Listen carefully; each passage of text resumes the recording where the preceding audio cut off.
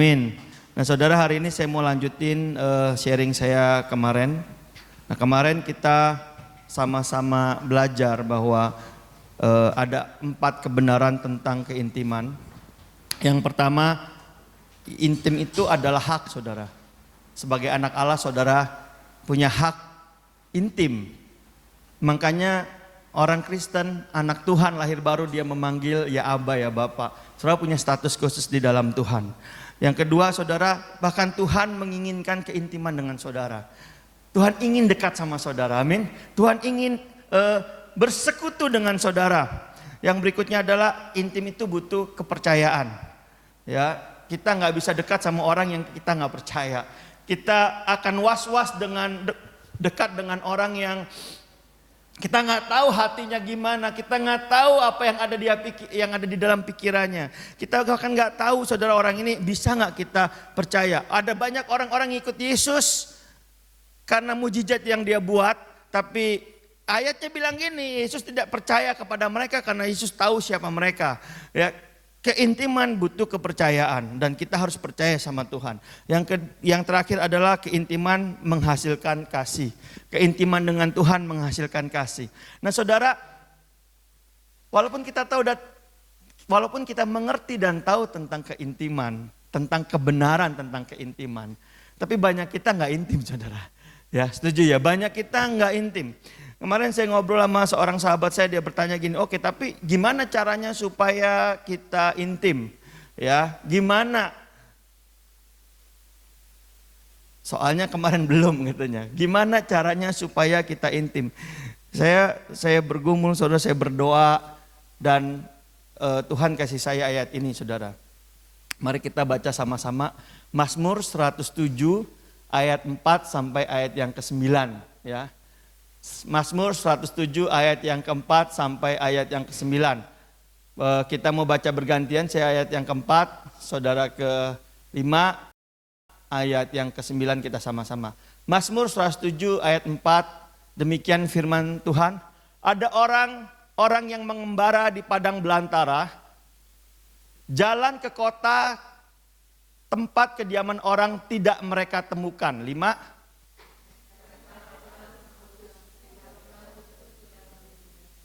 Nah, maka berseru-serulah mereka kepada Tuhan dan kesesakan mereka dan dilepaskannya mereka dari kecemasan mereka. 7.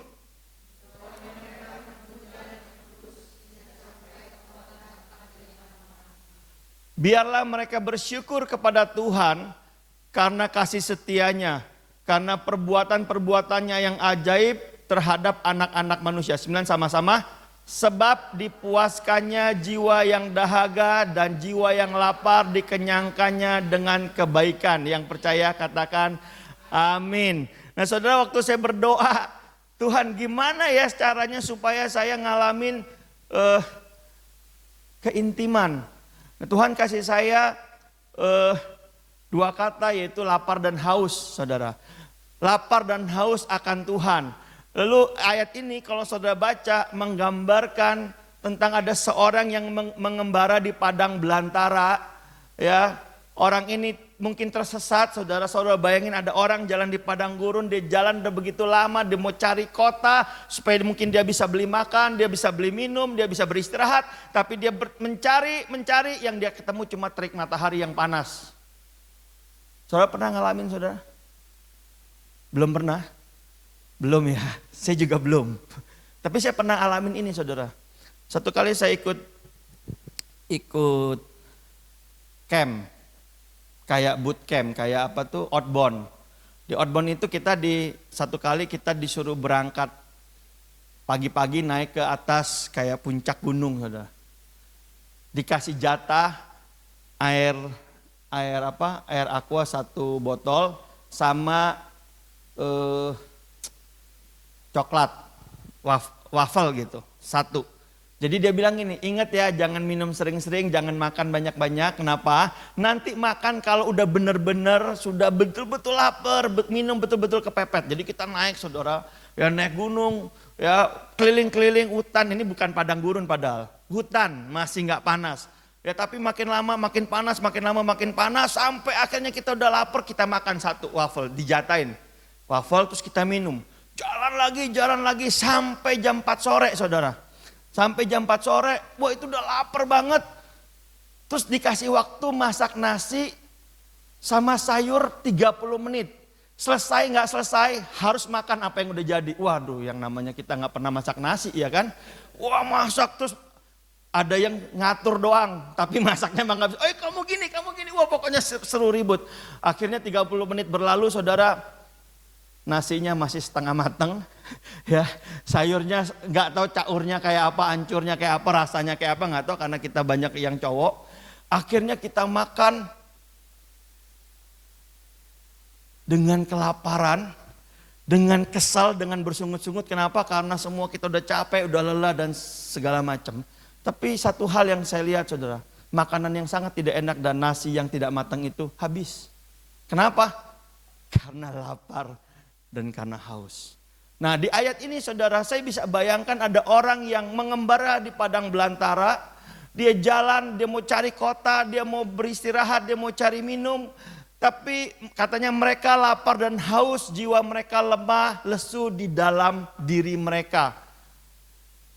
Mereka cari, tapi mereka nggak dapat saudara. Sampai mereka ayat 6 berkata gini, ayat 5 berkata, ayat 6 berkata, maka berseru-serulah mereka kepada Tuhan dalam kesesakan. Saudara tahu, saudara, Tuhan itu melihat kepada hati. Kalau hati saudara datang dengan kelaparan, kehausan akan Dia, saudara. Saudara ada dimanapun Tuhan, saudara akan merasakan Tuhan, saudara. Seringkali tadi pagi saya lihat ada orang bilang gini saudara, ada katanya setan junior ngomong sama setan senior. Setan junior nanya gini, gimana caranya goda manusia supaya manusia itu jangan dekat sama Tuhan? Gampang katanya, nggak usah digoda-godain. Kasih aja kesibukan, kasih aja kebisingan, kasih aja activity yang banyak, ya kasih aja rush hour yang banyak dalam kehidupan orang ini di sekitar dia.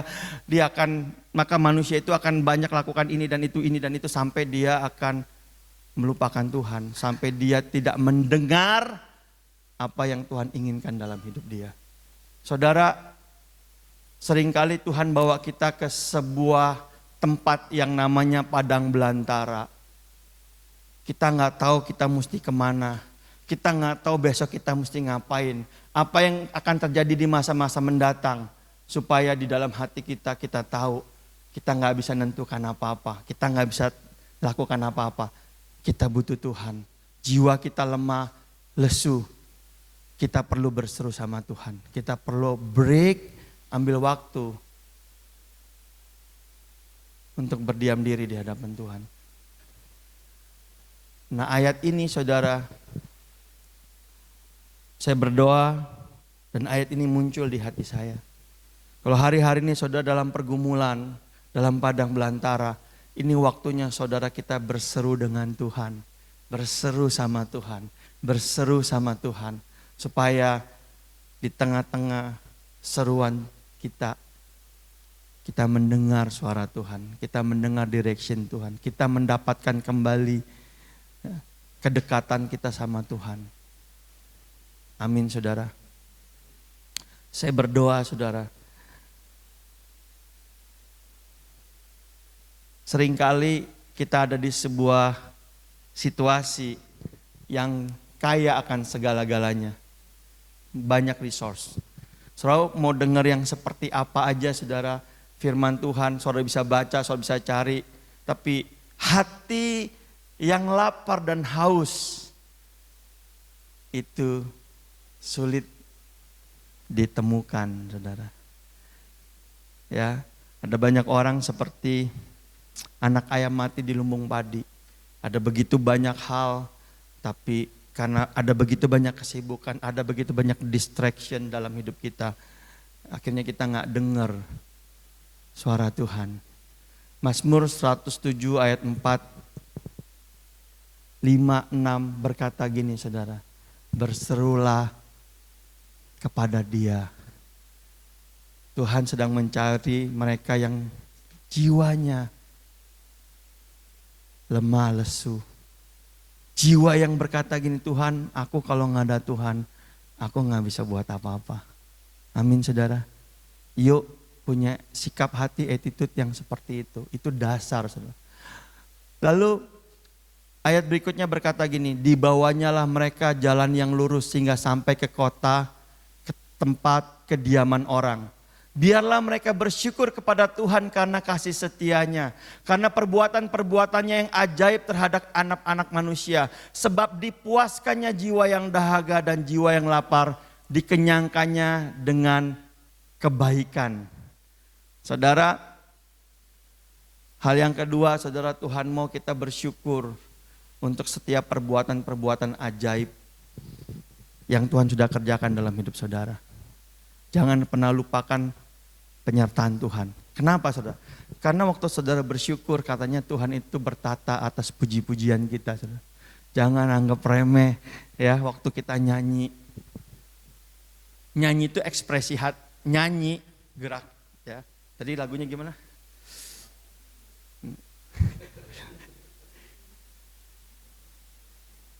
Walau banyak rintangan.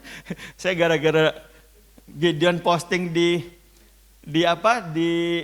grup, saya dengerin itu lagu jadi rema. lagi ngapain tiba-tiba keinget lagunya, saya nyanyi ya. Pertama waktu nyanyi saya tuh ketawa saudara. Di hatiku dimainin gitu. Tapi lama-lama waktu saya nyanyi, iya ya, ada sukacita ya. Ada kuasa, ada atmosfer worship, ada atmosfer pujian, ada walaupun pertama kali jujur saya pikir ini lagu lama banget ini. Di hatiku ada cintanya, di hatiku ku cinta, tapi diulang. Tiba-tiba saya tahu di hati kita Tuhan taruh cintanya, Tuhan taruh kasihnya, Tuhan taruh sesuatu yang berbeda. Terus saya mulai ngerasa, iya waktu kita menyembah Tuhan, lagu yang sama diulang berkali-kali, diresapi berkali-kali. Tuhan bicara lewat lagu.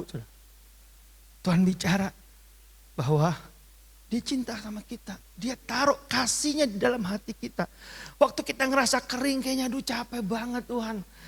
Capek banget kayaknya aduh banyak aktivitas, banyak pergumulan, banyak ini. Aduh banyak doa, banyak. Di hatiku ada cintanya. Terus Tuhan bilang gini, kamu lakukan ini karena apa? Karena cinta yang aku taruh, karena kasih yang aku taruh di dalam hatimu. Kamu mampu lakukan ini kenapa? Karena ada kasih yang aku taruh di hatimu. Kamu lakukan ini karena kasih. Waktu nyanyiin lagi. Ada gairah baru yang Tuhan munculkan di hati kita saudara. Amin. Nah saya berdoa saudara. Ayat ini Daud ngajarin kita. Bagaimana waktu kita datang sama Tuhan. Dengan hati yang lapar dan haus. Hati yang Tuhan, aku mau Tuhan lawat aku. Dalam setiap pertemuan kita, dalam setiap doa-doa saudara, waktu saudara datang pagi hari sama Tuhan datang. Berapa banyak saudara yang suka ngalamin gini saudara. Yang penting udah datang, yang penting udah baca firman, yang penting udah doa, udah saat teduh. Yang penting sudah lakukan rutinitas sebagai seorang Kristen. Tapi yuk kita coba satu kali datang sama Tuhan pagi-pagi gini, Tuhan, kalau Tuhan gak lawat aku gak mau selesai. Lawat aku Tuhan, karena aku gak bisa tanpa Tuhan. Tuhan gak ngomong aku gak bisa. Aku butuh sesuatu Tuhan. Satu kata, dua kata, aku terima Tuhan. Tapi berbicara Tuhan, kalau Tuhan gak kasih sesuatu, aku kering, aku lapar, aku butuh Tuhan. Waktu saudara datang dengan hati yang seperti itu saudara akan lihat ayat ini digenapi dalam hidup saudara. Saudara akan lihat ada suara lembut di dalam hati saudara. Di pikiran saudara tiba-tiba muncul ayat saudara. Ada lagu yang saudara nyanyikan walaupun mungkin suaranya gak enak didengar gitu ya. Saya sadar, untung anak saya, istri saya tidurnya nyenyak gitu. Mungkin gak enak didengar tapi lagu itu menimbulkan rema. Rema yang yang Tuhan sedang ajarin, Tuhan sedang berbicara. Dan itu nguatin kita sepanjang hari dengan sukacita yang daripada Tuhan. Nah, saya berdoa saudara, supaya ayat ini kita alami. Ayatnya berkata gini saudara. Ya, mana tadi? Sebab dipuaskannya jiwa yang dahaga dan jiwa yang lapar dikenyangkannya dengan kebaikan. Nggak tahu kayak mana waktu saudara lakukan, nyanyikan, ulang lagi. Saudara tiba-tiba rasain kebaikan Tuhan dalam hidup saudara. Masalahnya nggak hilang, tapi perasaan saudara yang tadinya mungkin sesek, ya sedih.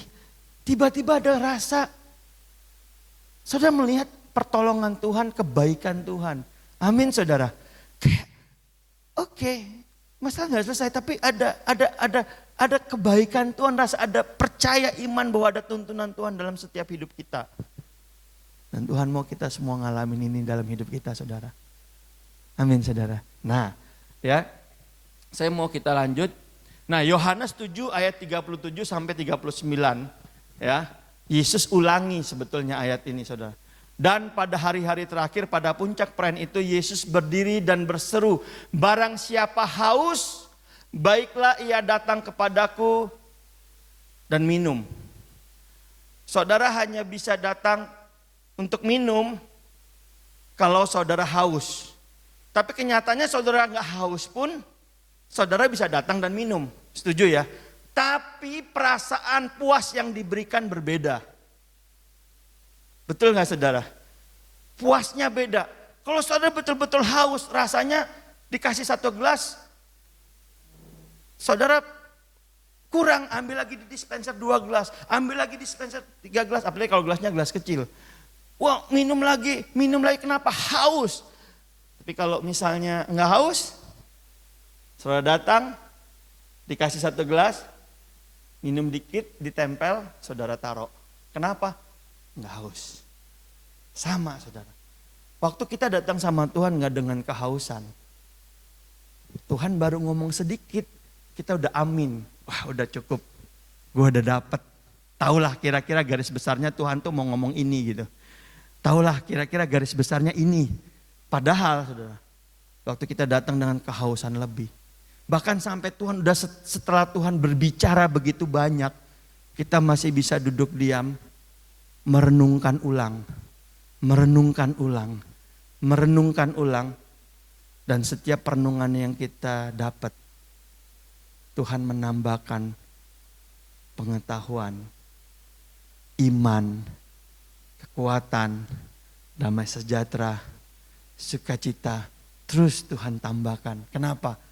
Karena sejauh saudara menjadi pribadi yang haus, saudara kayak busa, tau ya busa. Busa tuh kalau nggak ada airnya saudara, begitu saudara taruh ada airnya genang, busa saudara kosong, saudara taruh airnya langsung terhisap habis cepat, betul ya.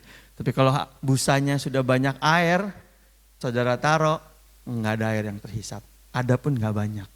Nah ini Tuhan ajarin saudara, barang siapa haus baik ia datang kepadaku dan minum. Barang siapa percaya kepadaku, dari dalam hatinya akan mengalir aliran air hidup. Ternyata waktu kita datang sama Tuhan dengan kehausan, di hati kita saudara, akan ada aliran-aliran air hidup. Apa maksudnya? Yang dimaksud apa katanya? Roh Kudus. Jadi waktu kita datang dengan kehausan, Roh Kudus akan muncul di hati kita dan mengajarkan kebenaran-kebenaran dalam hidup kita. Berapa banyak saudara yang suka bingung apa yang harus saudara lakukan. Bingung. Tapi waktu saudara tahu bahwa dalam diri saudara ada Roh Kudus, datang saudara, praktek datang sama Tuhan dengan kehausan, dengan kelaparan. Saudara bilang, aku dapat ayat ini, tapi kayaknya benar nggak ya? Kalau gitu renungkan lebih dalam lagi. Renungkan lebih dalam lagi. Sampai kebenaran-kebenaran Tuhan dinyatakan sama saudara. Sampai kebenaran itu bukan cuma dinyatakan. Kebenaran itu jadi iman. Bukan cuma jadi iman, kebenaran itu saudaraku berubah jadi sebuah tindakan yang saudara lakukan. Benar ya? Imannya jadi bukan cuma iman percaya, tapi iman perbuatan. Waktu saudara melakukan dengan perbuatan, saudara akan lihat bahwa tanda-tanda mujizat terjadi. Saudara pengen ngalamin mujizat? Ih, nggak ada yang jawab. Pengen. Tahu nggak mujizat itu terjadinya? Apa syarat utama terjadi mujizat? Hah? Ada iman. Ada lagi yang lebih penting. Lebih dari kebutuhan. Ini yang paling utama kalau menurut saya. Kalau menurut saya, mujizat terjadi kalau ada hal sulit yang bahkan kita nggak bisa kerjain. Bener nggak? Kalau masih dikerjain, even itu mujizat, kita belum tentu aku itu sebagai mujizat. Terjadi, itu emang Gideon doang yang misalnya gitu. Itu memang Gideon doang yang WL-nya hari ini oke misalnya. Itu mah yang ini. Tapi ada hal yang nggak mungkin dikerjain manusia lagi. Semua ada gini, nyerah. Nah itu berarti butuh mujizat. Amin. Mujizat terjadi di hal-hal yang mustahil, hal-hal yang sulit. Makanya kadang-kadang Tuhan, saudaraku, Tuhan mau saudara punya pengalaman dengan mujizat, Dia bawa saudara ke situasi yang sulit. Dia bawa saudara ke situasi padang gurun. Dia bawa saudara untuk keliling-keliling, saudara nggak ngeliat jalan keluar. Dia buat jiwa saudara lapar, jiwa saudara haus. Sampai saudara bilang gini, Tuhan kalau Tuhan nggak turun melawat saya, Tuhan nggak jamah saya, Tuhan nggak bicara, saya bingung. Saya udah nggak tahu mesti gimana lagi. Di titik itu, hati saudara akan mengeluarkan aliran-aliran kehidupan Roh Kudus. Kebenaran akan Tuhan nyatakan. Dan waktu saudara dinyatakan dengan kebenaran Tuhan, saudara serap. Kenapa? Haus dan lapar. Coba kalau kenyang, minumnya cuma sedikit. Coba kalau kenyang banget, bahkan diperdebatin. Nggak mungkin kayak gini, kayaknya nggak gini deh, kayak begini deh gitu. Kita berargumen, kita pakai pemikiran kita. Tapi waktu saudara udah benar-benar ada dalam padang belantara dan kehausan, nggak punya jalan keluar. Waktu saudara lihat ada setitik sinar, saudara lihat, saudara dapat sesuatu, saudara renungin lebih dalam, renungin. Perenungan itu menjadi iman. Bukan cuma iman dalam pengetahuan saudara, tapi menjadi iman dalam perbuatan saudara. Amin, saudara. Keintiman yang saya mau bilang, intimasi yang saya mau bilang, bukanlah intimasi ketika kita cuma sekedar menyembah 3 lagu cepat, 2 lagu lambat, terus berbahasa roh. Itu ekspresi daripada keintiman saudara sama Tuhan, amin. Tapi keintiman yang saya maksudkan adalah gini, hati saudara yang melekat sama Tuhan. Hati saudara yang bergantung sama Tuhan. Hati saudara yang dengar-dengaran sama Tuhan, bukan cuma dengar, tapi saudara sampai melakukan. Amin. Kemarin kita baca, beberapa kita belajar tentang bahasa kasih. Bahasa kasih pasangan kita apa, harus tahu. Temperamennya apa, harus ngerti. Apakah pasangan saudara sama kayak saya, orangnya stabil, ya kan? Cermat, ya kan? Ya kan? Apakah seperti istri saya yang orangnya intim, dominan gitu ya. Nah saudara, kita belajar untuk ngerti bahasa orang lain, temperamen orang lain. Pernahkah kita mau mengerti bahasanya Tuhan apa? Hatinya Tuhan itu apa? Ya. Temperamennya apa, karakternya apa. Lah kalau orang-orang di sekitar kita, kalau pasangan hidup kita penting, kalau rekan bisnis kita penting kita tahu, terlebih Tuhan. Betul nggak? Ya kan? Terlebih Tuhan. Tuhan lebih penting untuk kita tahu, Tuhan lebih penting untuk kita mengerti. Karena apa saudaraku? Karena sesungguhnya seluruh keberadaan kita bergantung sama Tuhan. Saya diberkati satu kali saya ngobrol sama seorang sahabat, saya bilang gini, ada orang lamar kerjaan, di interview nggak tahu produk. Ya udah, nggak jadi karyawan. Kenapa? Karena tidak menguasai produk. Benar loh. Saya mau tanya saudara, kita kalau di interview Tuhan, kita ngerti Tuhan nggak? Ngerti nggak apa yang Dia mau? Kalau sampai Tuhan bilang, wah ini mah nggak ngerti apa-apa, lewat, selesai kita saudara. Benar gak? Selesai kita. Selesai. Makanya saya berdoa saudara. Ya saya berdoa supaya lebih dari apapun kita bisa mengenal Tuhan. Berusahalah mengenal Tuhan. Karena kehidupan kekal saudara bergantung sama Tuhan. Bahkan kehidupan saudara yang hari ini bergantung sama Tuhan. Bagaimana kita gak kenal Dia, gak tahu Dia sama sekali. Kita taunya dari kata orang. Kata orang. Saudara nanti baca Ayub pasal 42. Ya, Ayub diuji pasal 1, pasal 2, pasal 3 kita dengar ceritanya Ayub ya. Sampai pasal 41 Ayub itu seperti ngajak berdebat sama Tuhan. Kenapa begini, kenapa begitu, kenapa kok orang susah, kenapa begini. Begitu ayat 42 dia bilang gini. Ternyata hanya dari orang saja aku mendengar tentang Tuhan. Ngeri saudara ya. Kita perdebatin Tuhan, kita perbincangin Tuhan. Ternyata hanya dari orang saja kita mendengar tentang Tuhan. Terus Ayub bilang gini, tapi hari ini mataku melihat. Sesungguhnya tidak ada satupun yang gagal. Tuhan berdaulat atas semuanya. Lalu Daud menyesali dan berkabung. Lalu Tuhan pulihkan dia. Amin saudara. Padahal kalau saudara baca ayat pertama, pasal pertama dibilang Ayub itu orang yang saleh. Kesalehannya bahkan diperbincangkan di surga saudara. Ya apalagi kita. Nah makanya saudaraku sering-sering Tuhan mau ngajak kita untuk lebih intim sama Dia dengan cara apa? Saudara dibawa ke padang gurun, saudara dibawa kepada kesulitan, saudara dibawa kepada hal-hal yang buat saudara gak nyaman. Supaya apa? Hati saudara haus dan mau melekat sama Tuhan. Hati saudara mau sungguh-sungguh mulai cari tahu Tuhan ini bagaimana? Tuhan ini apa? Aku pengen lebih. Waktu saudara pengen lebih. Saudara berjumpa dengan Dia dan hidup saudara ngalamin perubahan. Hidup saudara ngalamin keintiman. Hidup saudara gak sama lagi. Kenapa? Ngalamin. Bukan dari kata orang. Aku mendengar tentang Tuhan. Tapi mataku melihat Tuhan. Amin saudara.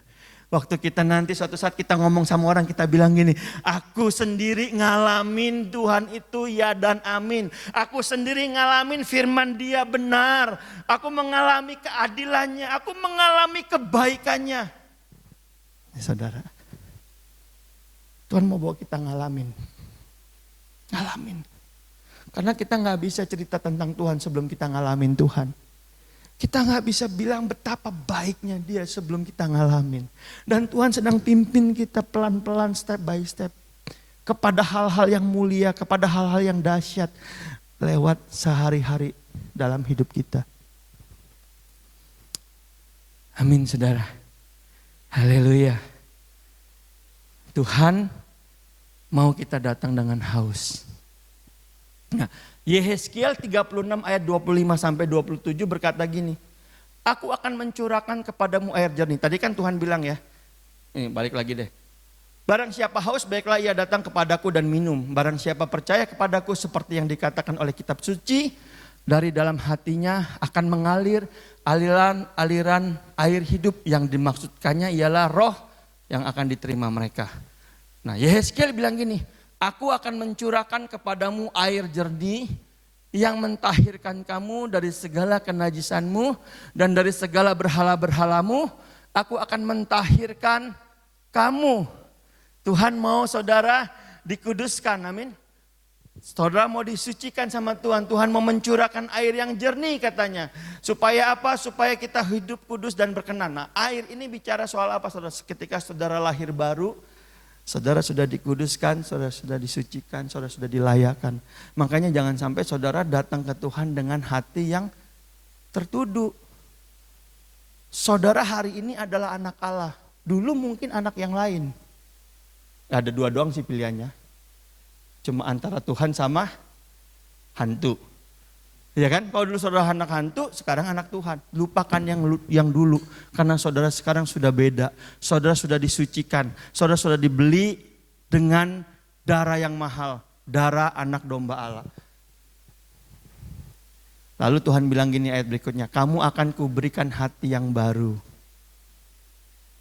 Roh yang baru di dalam batinmu. Dan aku akan menjauhkan dari tubuhmu hati yang keras dan kuberikan kepadamu hati yang taat. Amin saudara. Dasarnya saudara itu taat. Dasarnya saudara itu lembut hati. Dasarnya saudara itu adalah anak Allah. Saudara rindu keintiman. Makanya waktu saudara mau coba keras hati, pasti saudara gak damai sejahtera. Ada sesuatu yang salah, pasti saudara gak damai sejahtera. Sekalinya saudara damai sejahtera, nggak apa-apa lah, nggak apa-apa. Berarti ada yang salah. Ada yang nggak benar. Kenapa? Karena normalnya saudara sudah diberikan hati yang taat, hati yang baru. Rohku akan kuberikan diam di dalam batinmu. Makanya ada kita yang udah mulai jauh dari Tuhan, mulai saat teduhnya bolong-bolong, ada rasa nggak tenang. Ada rasa nggak aman. Kenapa? Karena Roh Kudus, Rohku akan kuberikan diam di dalam batinmu dan aku akan membuat kamu hidup menurut segala ketetapan-ketetapanku dan tetap berpegang pada peraturan-peraturanku dan melakukannya. Nah, saudara mesti lihat ini. Ada yang komplain, enak aja orang Kristen gak hidup di bawah hukum Taurat. Kan ada kan tulisan Paulus kan. Kita gak hidup di dalam hukum Taurat tetapi dalam kasih karunia. Enak banget. Berarti Kristen perjanjian baru bisa semau-maunya dong. Ya, memang saudara saya yakin 100% saudara gak hidup dalam hukum Taurat. Saudara bebas. Tapi jangan salah, yang bikin hukum Taurat, yang buat hukum Taurat sekarang ada di hati saudara. Paham gak saudara? Biangnya ada di sini. Ya, kalau dulu bangsa Israel tuh setiap setahun sekali mungkin dibacain. Setiap minggu mereka sabat dibacain. Demikianlah perintah Allah. Jangan ada padamu Allah lain di hadapanku. 2, jangan membuat patung ukiran atau pahatan dan jangan menyembah sujud padanya. 3, jangan menyebut nama Tuhan Allahmu dengan sembarangan. 4, ingatlah hari Sabat dan kuduskanlah. 5, hormatilah orang tuamu, ayah dan ibumu supaya panjang umurmu. Supaya diberkati engkau dalam segala yang kau kerjakan. 6, jangan membunuh, jangan mencuri, jangan berzina, jangan mengucap saksi dusta, jangan mengingini milik sesamamu manusia. Dibacain supaya jemaat ingat. Hari ini gak dibacain. Tapi Roh Kudus yang bikin itu surat ada di hati saudara. Kebayang gak? Makanya Yesus kasih standar yang lebih tinggi. Kalau kamu melihat orang lain wanita, kamu sudah tergerak dalam hatimu, kamu sudah berzina dengan dia. Kenapa bisa ada standar lebih tinggi? Karena Roh Kudusnya di sini, saudara. Kontrolnya bukan kontrol kelakuan, kontrolnya kontrol hati. Paham gak maksudnya? Kalau kontrol kelakuan kan bisa sumput-sumputan kan. Nyumput gak ketahuan. Kita yang ngebunuh tapi suruh orang lain yang bunuh. Tapi kita yang buat skenario. Kita yang bayar, gak ketahuan. Tapi kalau di hati, begitu kita niat benci, Roh Kudus kasih alarm. Tet, tet, tet. Barang siapa membenci saudaranya dia sudah membunuh. Paham saudara maksudnya? Ini saudara, ini yang jaga hati kita supaya kita terus intim sama Tuhan. Karena dirimu, diri kita, hati kita adalah rumahnya Tuhan, bait suci. Nah, makanya saudara, percayalah bahwa hati saudara sudah dikasih hati yang baru. Hati yang taat, batinmu akan kuberi katanya. Ya, hati yang taat. Sehingga saudara mungkin bahkan bisa banget hidup berkenan, intim, dekat dengan Tuhan. Ya, casingnya lama, di dalamnya baru. Hati yang baru, Roh Kudus. Roh Kudus. Nah, makanya ayat berikutnya bilang gini, jagalah hatimu dengan segala kewaspadaan, karena disitulah terpancar kehidupan. Saudara, tahukah saudara, hati saudara sudah dikasih baru sama seperti saluran air, bersih. Pipa-pipanya baru ya. Saudara kalau lihat ada selokan depan rumah itu udah bersih. Udah diberesin sama Tuhan, dikasih yang baru. Tapi kadang-kadang ada orang suka buang sampah di situ. Setuju ya? Buang sampah, buang kotoran ya. Apalagi mungkin dulu saya di Jembatan 5 kalau pagi-pagi banyak yang nongkrongnya di selokan saudara. Ya pagi-pagi. Nggak paham Pak. Nongkrong di selokan Pak. Kita mau ke sekolah dia begini. Kita lewat pura-pura nggak lihat. Itu selokan jadinya kotor minta ampun. Dan di ujung orang cuci baju. Wah. Nah Tuhan bilang gini. Hatimu udah bersih. Hatimu udah bersih. Tapi katanya jagalah hatimu dengan segala kewaspadaan. Kenapa? Karena hatimu seperti saluran air. Ada banyak orang bikin kotoran di situ. Iblis bikin kotoran di situ. Iblis tembakin. Ayatnya bilang gini, sebab di dalam hati timbul segala yang jahat.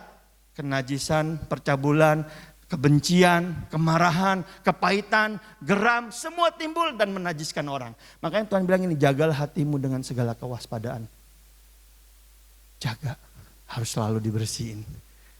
Nah, keintiman tuh bicara gini, waktu hati kita kotor, waktu Roh Kudus kasih alarm, kita taat bersihin. Taat doing sesuatu, bersihin. Terus. Sehingga saudara, hati saudara terjaga dengan baik dan kehidupan terpancar. Orang lihat saudara, orang diberkati. Orang melihat saudara, orang melihat Tuhan Yesus. Orang melihat saudara, dia melihat ada kemuliaan Tuhan. Nah, apa yang saudara mau lakukan untuk membersihkan hatimu? Caranya gimana? Gimana caranya supaya dari hidup kita, dari hati kita terpancar kehidupan? Nah ini terakhir saudara, supaya saudara nangkep. Lakukan hal-hal yang biasa dilakukan dengan cara yang luar biasa. Seperti apa saudara? Merenungkan firman. Karena Alkitab itu adalah buku manualnya saudara. Amin. Di sini aplikasinya. Roh Kudus ada dalam saudara. Tapi Alkitab buku manualnya saudara mesti baca. Makanya saya bilang gak baca firman, renungkan firman. Saudara baca bukan cuma sekedar baca, tapi direnungkan. Supaya apa yang saudara lihat, nih saudara lihat terkonek sama hati saudara. Ya, kayak terinstall di hati saudara. Supaya ketika saudara ngalamin situasi-situasi tertentu, keintiman itu apa? Tuhan ingetin, nah inget gak ayat yang ini kamu dengar, yang kamu renungkan. Ini waktunya praktek nak. Ini nak, saudara bisa mendengar ya suara Tuhan buat saudara lewat perenungan firman saudara setiap pagi. Renungin saudara. Kadang kita kalau gak ngopi seharian keliengan ya. Kayaknya capek ngantuk. Tapi kita kalau gak ngerenungin firman seharian santai loh. Padahal firman lebih penting daripada sekedar kopi. Benar gak saudara? Saya kalau udah pagi gak keburu ngopi siang. Duh kayaknya ngopi, kalau gak ngopi kurang gitu. Nyari. Tapi waktu saya siapin ini Tuhan bilang ini, kalau gak ngerenungin firman sehari, Sekeliangan itu enggak? Kayak segitu butuhnya enggak? Segitu kecanduannya enggak sama firman? Nah kalau saudara enggak kecanduan sama firman, kotoran di hati saudara enggak ada yang bersihin, enggak ada yang ngangkatin, setuju ya? Nah makin lama makin enggak bersih, tambah kotoran lagi, kita enggak pernah berasa kotor. Iya enggak? Ini kolam yang bersih, selokan yang bersih. Kalau ada satu daun jatuh, karena bersih kelihatan itu daun. Bener nggak? Nggak nyaman kan? Langsung perintahin, tolong daunnya diangkat. Lumpurnya tolong dinaikin. Tapi kalau saudara lihat, di depan rumah emang sudah kotor. Ditambah kotoran lagi yang lain, biasa aja nggak? Biasa aja. Betul ya? Biasa aja, udah kotor juga, udah biasalah. Tambah sedikit kuning-kuning gak apa-apalah. Lewat. Tapi kalau bersih, ada yang kotor sedikit. Enggak enak. Kok gak dibersihin rasanya ada yang kurang. Ada yang janggal. Nah, demikian dengan hati saudara. Kalau saudara tiap hari bersihin di bawah kaki Tuhan, renungin. Ada yang masuk sedikit aja. Gak enak. Saudara kan cepet-cepet beresin. Makanya perlu saudara. Bukan cuma merenungkan, tapi juga doa dan penyembahan. Kenapa? Sebenarnya bagi saya doa dan penyembahan itu sama.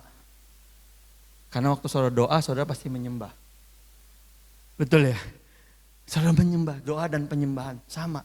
Waktu saudara doa dan menyembah, Tuhan itu berotoritas, berkuasa atas penyembahan.